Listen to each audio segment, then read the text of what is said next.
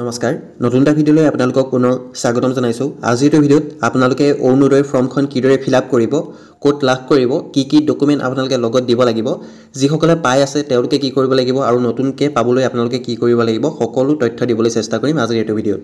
ভিডিঅ'টো চাই যদি অলপ উপকৃত হয় চেনেলটো ছাবস্ক্ৰাইব কৰিবলৈ নাপাহৰিব। অলৰেডি মুখ্যমন্ত্ৰী ডাঙৰীয়াই ঘোষণা কৰিছেই সকলো অঞ্চলতে আপোনালোকৰ গাঁও সভা পতা হ'ব। সেই গাঁও সভাত আপোনালোক উপস্থিত থাকিব লাগিব। সেই গাঁও সভাৰ পৰাই আপোনালোকৰ যোগ্য প্ৰাৰ্থীসমূহ নিৰ্বাচন কৰা হ'ব অৰুণোদয় 3.0 বাবে। যিসকলে অলৰেডি পাই আছে তেওঁলোকেও সেই গাঁও সভাত অংশগ্ৰহণ কৰিব লাগিব আৰু নতুনকৈ যদি আপোনালোকে অৰুণোদয় লাভ কৰিব বিচাৰে তেনে ক্ষেত্ৰতো আপোনালোকে সেই গাঁও সভাত অংশগ্ৰহণ কৰিব লাগিব। সকলো অঞ্চলতে গাঁও সভা অনুষ্ঠিত হৈ আছে। 28 তাৰিখলৈকে গাঁও সভাসমূহ অনুষ্ঠিত হ'ব। আপোনালোকৰ অঞ্চলত অনুষ্ঠিত হৈছে নে নাই হোৱা সেইটো আপোনালোকে নিশ্চয় খবৰ ৰাখিব। তাৰপাছত ইয়াত আপোনালোকৰ কোনসকলে পাব কোনসকলে নাপায় গোটেইখিনি মেনশ্যন কৰি দিয়া হৈছে। লিংকটো মই ডেছক্ৰিপশ্যনত দি দিম, তাত গৈ আপোনালোকে ডাউনলোড কৰি চাব পাৰিব। গোটেইখিনি ইয়াতে ডিটেইলছত আপোনালোকে পাই যাব, কোনসকলে পাব কোনসকলে নাপায় সম্পূৰ্ণ তথ্য ইয়াত দিয়া হৈছে। আৰু আপোনালোকক বহুতে সুধি আছিলে যে কি ডকুমেণ্ট লাগিব, ফৰ্ম দিব নেকি, গোটেইখিনি তথ্য দিম। আপোনালোকে প্ৰথম যদি আপোনাৰ অঞ্চলত গাঁও সভা অলৰেডি হৈ গৈছে, বহুত জেগাত আপোনালোকৰ নতুনকৈ ফৰ্ম দিয়া নাই কিন্তু আপোনালোকৰ ডকুমেণ্টখিনি জমা লৈছে। ঠিক আছে, ডকুমেণ্টৰ ভিতৰত আপোনালোকৰ মেইন লাগিব ৰেচন কাৰ্ডখন আপোনালোকৰ ইম্পৰ্টেণ্ট, ৰেচন কাৰ্ড আপোনালোকৰ থাকিবই লাগিব। তাৰপাছত কিছুমান জেগাত আপোনালোকৰ এনেকুৱা ধৰণৰ ফৰ্ম বিতৰণ কৰা হৈছে, এই ফৰ্মসমূহ আপোনালোকৰ ফিল আপ কৰি জমা দিবলৈ কোৱা হৈছে। ইয়াত আপোনালোকে ফৰ্মসমূহ দেখিছে, মই দেখুৱাই দিছোঁ ফৰ্ম এখন। ইয়াত দেখিছে আপোনালোকে এপ্লিকেশ্যন ফৰ্ম অৰুণোদয় 3.0। ইয়াত আপোনালোকৰ এটা চিৰিয়েল নাম্বাৰ দিয়া থাকিব, সকলোৰে চিৰিয়েল নাম্বাৰটো বেলেগ হ'ব।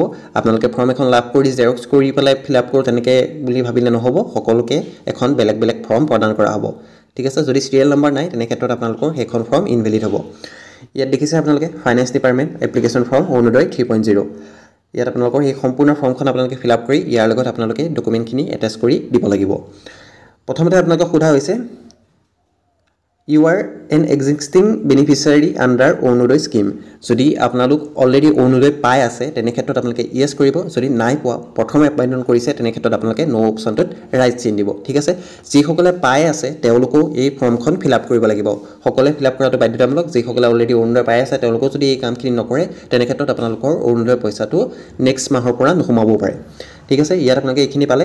তাৰপাছত দিব লাগিব আপোনালোকৰ ৰেচন কাৰ্ডৰ নাম্বাৰ। ঠিক আছে, প্ৰথমতে আপোনালোকে এইটো ফিল আপ কৰিলে ইয়েছ ন'টো আপোনালোকে টিক মাৰ্ক দিব লাগিব। যদি পাই আছে তেনে ক্ষেত্ৰত ইয়েছ, যদি নতুনকৈ আবেদন কৰিছে তেনে ক্ষেত্ৰত ন' অপশ্যনটোত ৰাইট চিন দিব। তাৰপাছত দিব লাগিব ৰেচন কাৰ্ডখন হয়তো বহুতে লাভ কৰিছে, যিসকলে পোৱা নাছিলে নতুন ৰেচন কাৰ্ডটো অলৰেডি বিতৰণ কৰিছে। আৰু যিসকলৰ ৰেচন কাৰ্ড আছে তেওঁলোকে ইয়াত ৰেচন কাৰ্ডৰ নাম্বাৰটো ফিল আপ কৰিব লাগিব। ঠিক আছে, ৰেচন কাৰ্ডৰ যিটো নাম্বাৰ আছে সেই ৰেচন কাৰ্ডৰ নাম্বাৰটো ইয়াত ফিল আপ কৰিব লাগিব। এখন ৰেচন কাৰ্ডৰ এগেইনষ্টত কেৱল এগৰাকী মহিলাহে পাব আৰু ৰেচন কাৰ্ডৰ লগত আধাৰ কাৰ্ড লিংক থাকিব লাগিব, সেইখিনিও মই কৈ দিছোঁ। তাৰপাছত আহিব ডিষ্ট্ৰিক্ট, আপোনালোকে ইয়াত ডিষ্ট্ৰিক্টখন আপোনালোকৰ ফিল আপ কৰিব।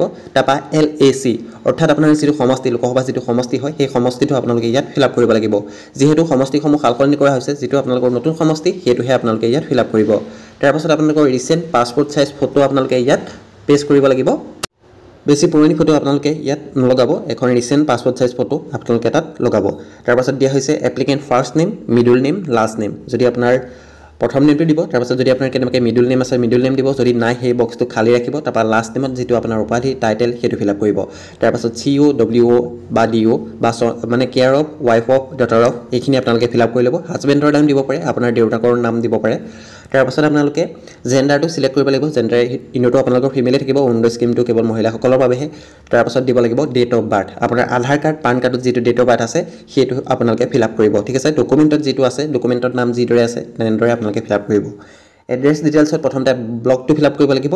তাৰপাছত গাঁও পঞ্চায়ত বা ৱাৰ্ড নংটো ফিল আপ কৰিব লাগিব। তাৰপাছত আপোনালোকৰ গাঁওখনৰ নাম, locality, mobile number, house number, police station এই গোটেইখিনি ডিটেইলছ আপোনালোকে ফিল আপ কৰিব লাগিব। বক্সটো বাহিৰত আপোনালোকে ফিল আপ নকৰিব, বক্সটোৰ ভিতৰতে কেপিটেলত গোটেইখিনি ধুনীয়াকৈ ফিল আপ কৰিব। তাৰপাছত দিয়া হৈছে প্ৰায়ৰিটি হাউচ হোল্ড, আপোনালোকে দেখিছে আপোনালোকে ইয়াত আপোনালোকৰ গোটেইখিনি দিয়া হৈছে যে আপোনালোক কোনটো কেটেগৰীত পৰিব। মহিলাসমূহত যিহেতু ভাগ কৰি দিয়া হৈছে, আপোনালোকৰ বিধৱা মহিলা বা যিসকল বিশেষভাৱে সক্ষম মহিলা আছে বা আপোনালোকৰ যদি ডিভোৰ্স হৈ যায় ডিভোৰ্সৰ ক্ষেত্ৰত আপোনালোকক কোনটোত আপোনালোক এলিজিবল হয় সেইটোত আপোনালোকে ইয়াত টিক মাৰ্ক দিব লাগিব যদি আপোনালোকৰ পৰিয়ালৰ ইনকম 2 লাখতকৈ তলত হয় তেনেহ'লে সেইটো অপশ্যনো দিয়া হৈছে তাৰ মানে আপোনালোকক ইনকম চাৰ্টিফিকেটখন লাগিব ঠিক আছে মই এতিয়াই কৰিছোঁ ইনকম চাৰ্টিফিকেট আপোনালোক সকলোকে প্ৰয়োজন হ'ব যিসকলে অৰুণোদয় পাই আছে আৰু যিসকলে নতুনকৈ আবেদন কৰিম বুলি ভাবিছে অতি সোনকালে আপোনালোকে ইনকম চাৰ্টিফিকেটখন আবেদন কৰি ৰাখক যিহেতু ইনকমখন হওঁতে 10-15 দিন সময় লাগি যায় সেইবাবে আপোনালোকে এতিয়াই আবেদন কৰি ৰাখিব ইয়াত গোটেইখিনি অপশ্যন দিয়া হৈছে আপোনালোকে এবাৰ চাই ল'ব পাৰে যদি বিধৱা হয় বিধৱাটো সিলেক্ট কৰিব যদি ডিভোৰ্স ওমেন হয় ডিভোৰ্স ওমেন বা আপোনাৰ বয়স যদি 48 প্লাছ হৈছে তেনেহ'লে সেইটো তাৰপাছত আপোনালোক যদি বিশেষভাৱে সক্ষম মহিলা হয় তেনেহ'লে সেই অপশ্যনটো আপোনালোকে টিক মাৰ্ক দিব যিমান কেইটাত আপোনালোক এলিজিবল হয় সেই গোটেইকেইটাতে আপোনালোকে টিক মাৰ্কটো দি দিব তাৰপাছত বেংক একাউণ্ট ডিটেইলছটো আপোনালোকে ফিল আপ কৰিব লাগিব অফ দ্য এপ্লিকেণ্ট আপোনাৰ নিজৰটো দিব যোনজন এপ্লিকেণ্ট যোনে আবেদন কৰিম বুলি ভাবিছে অৰুণোদয়ৰ বাবে তেওঁ নিজৰ বেংক একাউণ্ট দিব পৰিয়ালৰ দিলে নহ'ব নিজৰ বেংক একাউণ্ট থাকিব লাগিব আৰু বেংক একাউণ্টৰ লগত আধাৰ লিংক থাকিব লাগিব যদি নাই তেনেহ'লে ব্ৰাঞ্চত গৈ পেলাই আপোনালোকে সোনকালে আধাৰ লিংকটো কৰাই ল'ব ইয়াত bank account number bank name IFC code আৰু বেংক হোল্ডাৰ নেম এইখিনি আপোনালোকে ডিটেইলছ ফিল আপ কৰিব লাগিব তাৰপৰা আপোনালোকে এটা সেল্ফ ডিক্লেৰেশ্যন দিব লাগিব তাত আপোনালোকৰ আধাৰ কাৰ্ডৰ নাম্বাৰ তাৰপাছত আপোনালোকৰ এপিক নাম্বাৰটো বিচাৰ হৈছে এপিক নাম্বাৰ হৈছে ভোটাৰ কাৰ্ডৰ যিটো নাম্বাৰ আছে ভোটাৰ কাৰ্ডৰ ফ্ৰণ্ট পেজত যিটো নাম্বাৰ থাকে সেইটোকে এপিক নাম্বাৰ বুলি কোৱা হয় সেইটো আপোনালোকে ইয়াত ফিল আপ কৰিব লাগিব সেল্ফ ডিক্লেৰেশ্যন দেখিছে আপোনালোকে সাইন্ড এটো আপোনালোকে ইয়েস কৰি পেলাই আপোনালোকে সেল্ফ ডিক্লেৰেশ্যনটো ইয়েস কৰি ইয়াত আপোনালোকে নিজৰ সিগনেচাৰ কৰিব লাগিব যদি আপোনালোক সিগনেচাৰ কৰিব পৰা নাই তেনেহ'লে আপোনালোকে বুঢ়াঙুলিৰ থাম আপোনালোকে ইমপ্ৰেছন থাম ইমপ্ৰেছনো আপোনালোকে দিব পাৰে তাৰপাছত এখন সেল্ফ ডিক্লেৰেশ্যন ফৰ্ম আপোনালোকে ফিল আপ কৰিব লাগিব তাত প্ৰথমতে আপোনাৰ নাম তাৰপাছত আপোনাৰ কেয়াৰ অফ অৰ্থাৎ আপোনালোকৰ হাজবেণ্ড নাম বা আপোনালোকৰ ফাদাৰ নেম ফিল আপ কৰিব লাগিব বয়সটো আপোনাৰ কিমান হৈছে তাৰপাছত আপোনাৰ সম্পূৰ্ণ এড্ৰেছটো আপোনালোকে শুদ্ধকৈ ফিল আপ কৰিব তাৰপৰা ৰেচন কাৰ্ডৰ যিটো নাম্বাৰ আছে ৰেচন কাৰ্ডৰ নাম্বাৰটো পুনৰ ফিল আপ কৰিব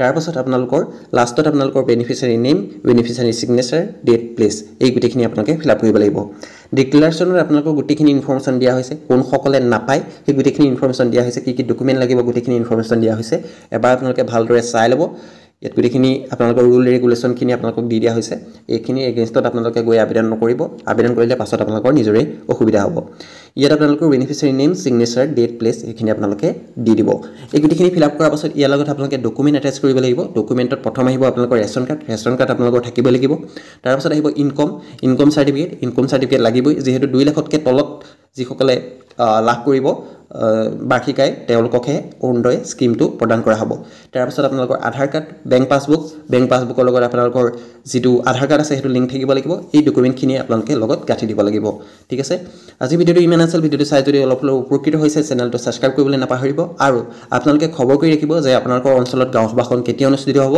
গাঁও সভাত আপোনালোকে যোগদান কৰিবই লাগিব তেতিয়াহে আপোনালোকক অৰুণোদয়টো আপোনালোকে লাভ কৰিব আৰু সেই গাঁও সভাতে আপোনালোকক গোটেইখিনি তথ্য বুজাই দিয়া হ'ব আপোনালোকে কিদৰে আবেদন কৰিব লাগিব কোন সকলে পাব কোন সকলে নাপায় কি ডকুমেণ্ট লাগিব গোটেইখিনি আপোনালোকক গাঁও সভাতে বুজাই দিয়া হ'ব ধন্যবাদ আজি ভিডিঅ'টো ইমানেই আছিল